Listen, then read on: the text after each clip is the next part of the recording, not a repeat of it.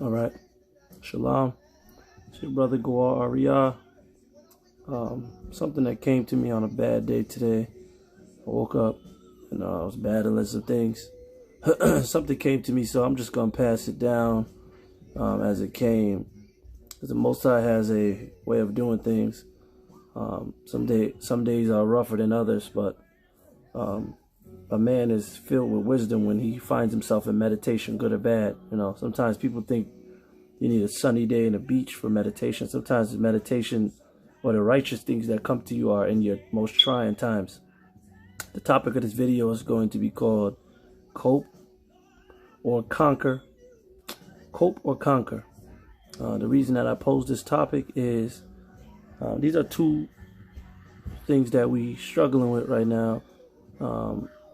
These are two ways of dealing with the same situation, When I say dealing with the same situation, everybody is involved nonetheless on and off, in and out of season.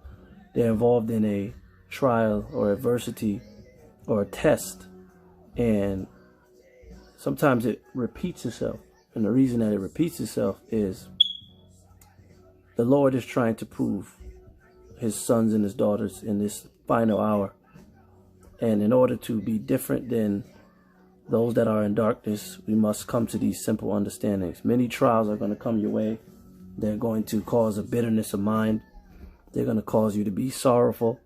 But what you have to ask yourself in every situation that you're dealing with is if you are coping or you're conquering the situation. Now, why I say this, coping with the situation means that you move in a way that allows you comfort.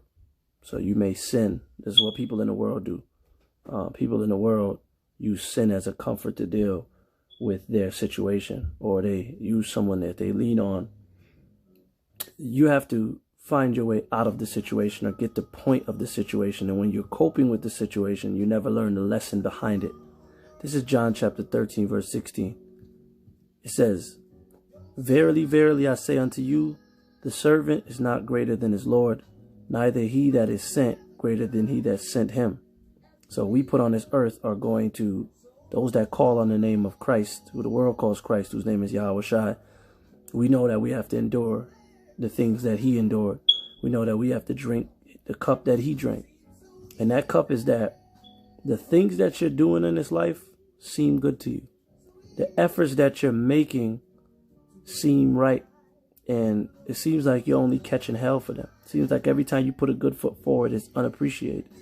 And this is exactly what Yahweh Shai went through. This is exactly who the world calls Christ went through in his life. He lived a life where he did well and he taught and edified people, and everyone was against him. And at times you're going to feel like that in this world.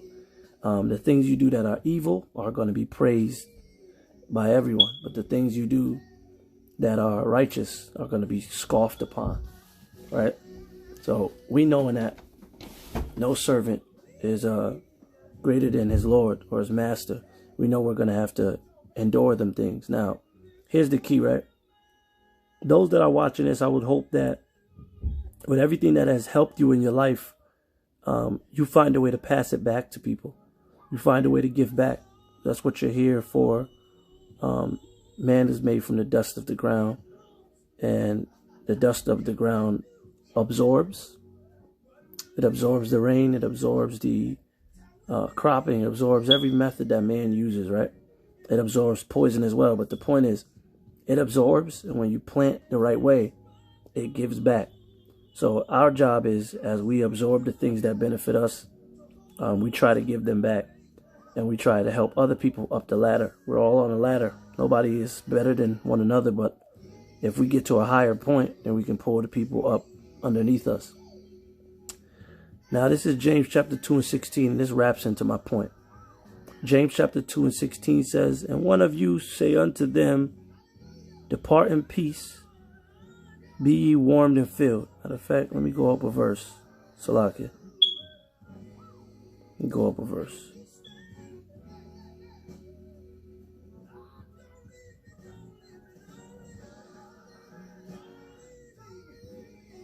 It says, Verse 15, if a brother or sister be naked and destitute of daily food, and one of you say unto them, depart in peace, be ye warmed and filled, notwithstanding ye give them not those things which are needful to the body, what does it profit? In other words, if someone comes to you and they're in a situation and they're destitute, because this is why we're teachers. This is why in the Old Testament we're called the saviors of men. We are the doctors. We are the real healers. The doctors heal the body, but we are called and sent forth to heal the spirit, to heal the things that have been deeply rooted in people their entire life. So now, with that being said, what this scripture is explaining, if someone comes to you in necessity, they're deprived of what they need to survive. You know, when you're lacking food, when you're lacking clothing, when you're lacking shelter, these are the basic resources of survival. So now when this brother or this sister comes to you and you say to them, be warmed and filled, and you don't give them the things that are needful to their body, what does it profit? Which means your words, what the scriptures always gives as a constant influence and train of thought, is that words, being a person that speaks empty words and your actions don't back up, it doesn't profit anything.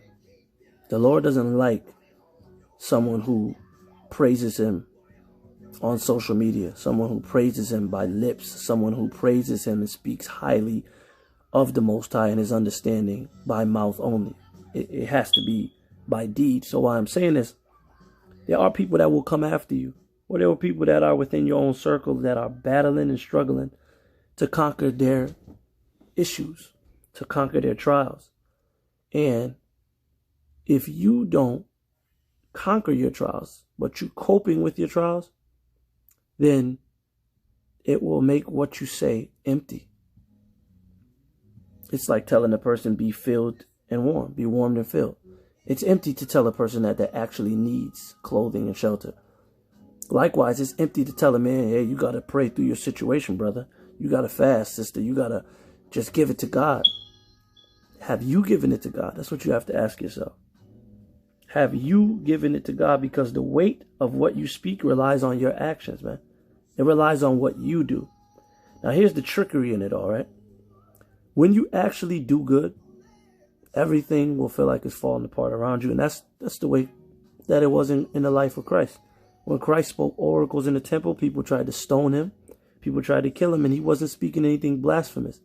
At least a person in the street that loses his life, or a person that's dealing drugs and goes to jail, the average time you look in their face, you can tell they expected that was what's coming, because what you sow, you reap back. But when you're dealing with this type of truth, you'll find oftentimes that you're trying to put every best foot forward and getting the opposite reaction. You'll realize that in your evil, you're at peace. And in you trying to be better, things are getting terrible. And that's because the reward is in the end. The Lord is not quick to pat you on the back. He got to see that you're fighting. This is the condition of the battle. You're put here to fight. You're put here to conquer and win the victory. Now, the people in the world, the people that are blind to the knowledge of the Most High, the people that can't see what you see, they have dealt with child molestation. They have dealt with domestic violence. They have dealt with coming from broken homes. They have dealt with a perpetual amount of curses that our people suffer under. And because they have not got down to the root of what they're dealing with, they cope. They are high. They drink. They are sleeping around. They are partying, because all of these things satisfy the flesh. We are into being healed. Your earnest desire in life is that all of the things that have beset you, every weight, God allows you to heal from that. That should be your earnest desire, is to heal from the things that you've gone through, because they're deeply rooted. You have things that you are dealing with, traumatic, whether that you acknowledge or you don't, from your childhood, from the inception of your life. And you must pray that the Father give you the ability and give you the right people around you to help uproot some of the things. The scriptures say it is a time where things are planted And there's a time to pluck up that which is planted. Well, in a lot of your lives, it's a time to pluck up the deeply rooted things that cause your misbehavior, that cause your struggle, that cause your spiritual demise. And the way to do that is to realize your methods of facing that. There's only two ways you're going to face it. You're going to cope with it, which is a form of running. Or you're going to stand up and see why the Lord is doing it to you. Now, here's the key to it, right? The most bitter thing in life is that the things that you hate to deal with keep repeating themselves. You have to ask yourself why. Why am I stuck here? Why after 5 years am I dealing with the same situation? Why is my biggest fear keep coming back? Why is my most triggering, angering moment keep repeating itself? Why does my saddest moment keep repeating itself? It's because when you addressed it the last time, you coped with it. You ran from it. You denied it. You didn't get what the Lord was showing you. So he will keep putting these things on repeat in your life until you rise above it and get the bigger picture. It says, for as in the days, this is, let me pull that scripture.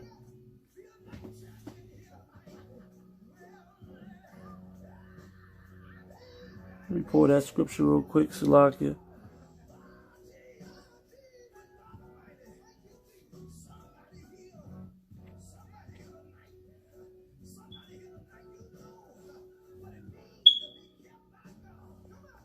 That's Luke 17, I believe, verse 27. And that says,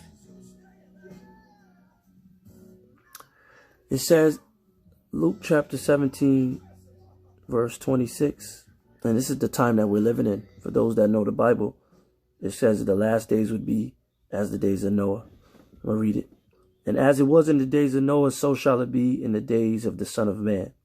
They did eat, they drank, they married, they were given in marriage until the day that Noah entered into the ark, and the flood came and destroyed them all. Now, this is a comparison to how these days would be.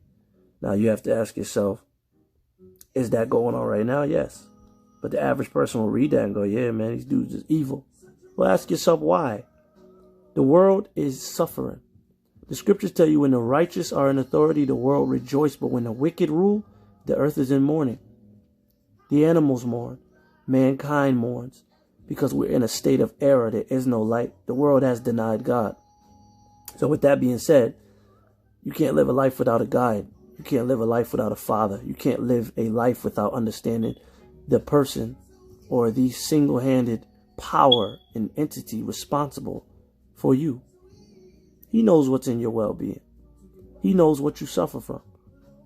Well, the world is suffering and they're in error and they have not begun to see where they've gone wrong. The world is sick. And the average sick person, the Bible creates a scenario on what the last days will be. It creates a scenario on what you'd see happening.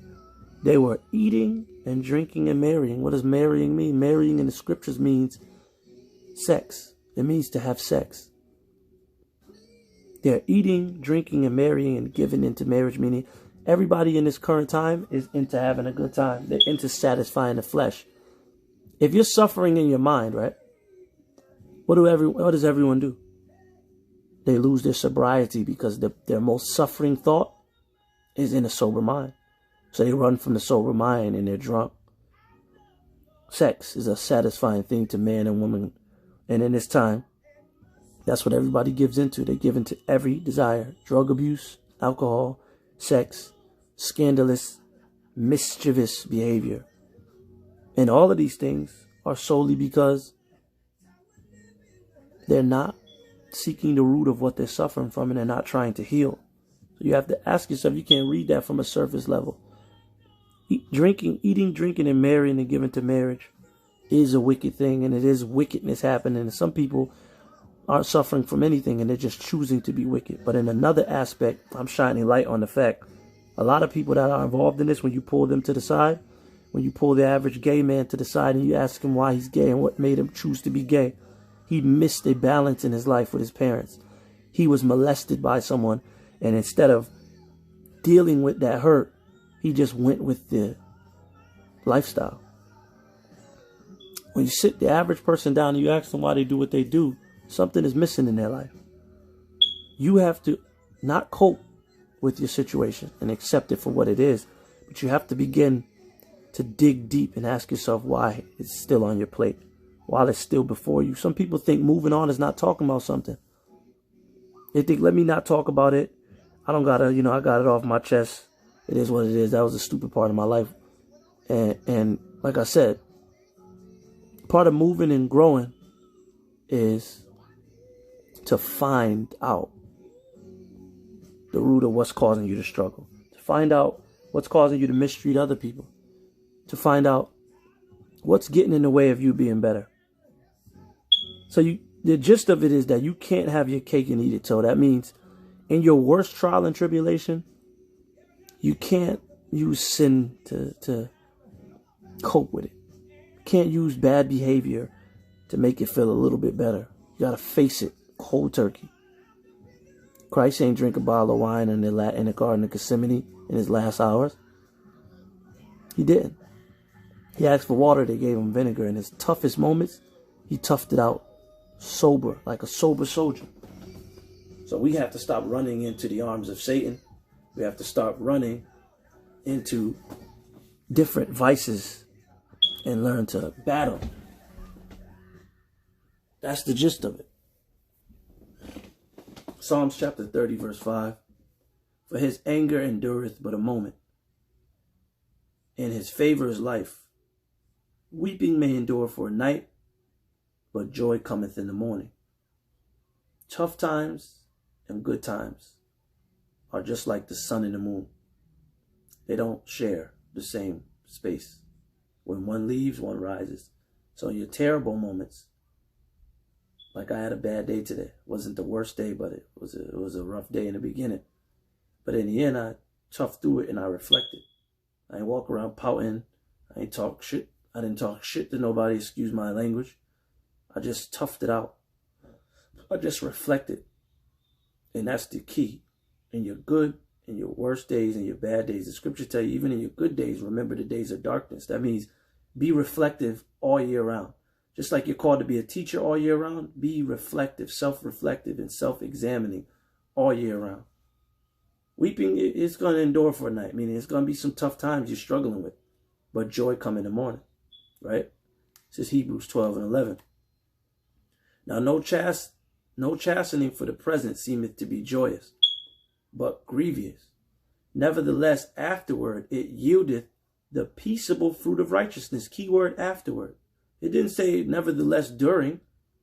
In your worst moments, after they are done, after they subside, it yield peaceable fruit of righteousness unto them which are exercised thereby.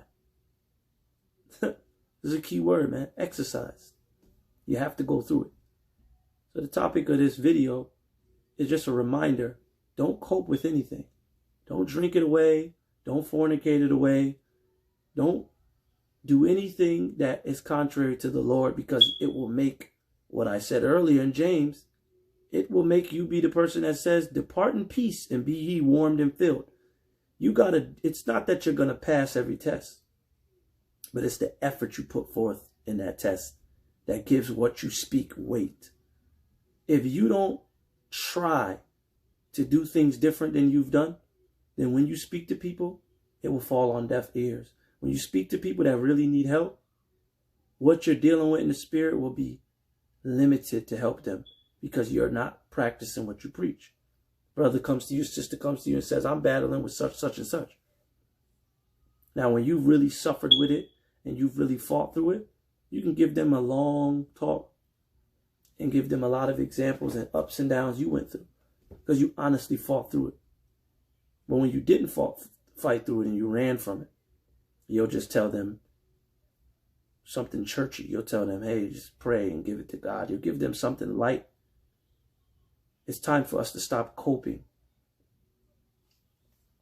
We are not servants to sin. They that sin are servants to sin. In other words, when you are in a constant state of sin, then you are a slave to sin. Scriptures tell you about who the Lord made free, he made free indeed. So it's time for us to break free. It's not to say you're not going to sin. It's not to say you're not going to struggle. But what it is to say is you're going to conquer it in the end. You'll look at the things you've been through and you'll overcome them. You'll understand them down to the very root. You'll understand your trial down to its very inception, its very beginning. And then you can pray and ask the Lord. A lot of times you're asking amiss because you haven't soul searched. So you're asking for these things, but you haven't got to the root of what you're asking for. So don't cope. Don't cope. Don't have your cake and eat it too. Don't be one of those, yes, even those of us that are in the faith, in the remembrance. Don't be the one eating and drinking and giving to marriage. Don't be the one chasing your vanity to cope with the self-esteem problems you have, the lust problems you have. Face them. And if the same situations keep repeating themselves, find a way to conquer it. Don't cope with it. All right? So that's just something I pass to the brothers, something to meditate on. Go through those precepts. And any sisters as well that's listening to this. Something to reflect on is something that came to me today. Like I said, a lot of trial and adversity this past year. And a lot of things that I thought I was over, a lot of things that I thought were behind me, reared their ugly head again. And the key to it is how I dealt with it in the past is the reason it came up again. So until we get to the root of it all, they will always repeat themselves. These problems we have will always repeat. We don't want a life of perpetual error. We want a life of hell and heaven. We want a life of hard times, you know, and in good times. We want a life of dark times, dark days with good days. Some of us, we've been coping so much. We've lived a life of darkness, man. It's like we can't get on a good foot. It's time for us to put a good foot forward. So give yourself some honest reflection. Look at the things you do that run from your problems. Look at the bad habits that you pick up in your most stressful moments. Look up the deviant activities that we partake in that have been taught to us. And let's cast off that darkness, man. We're not slaves to sin. All right. So with that, I say shalom.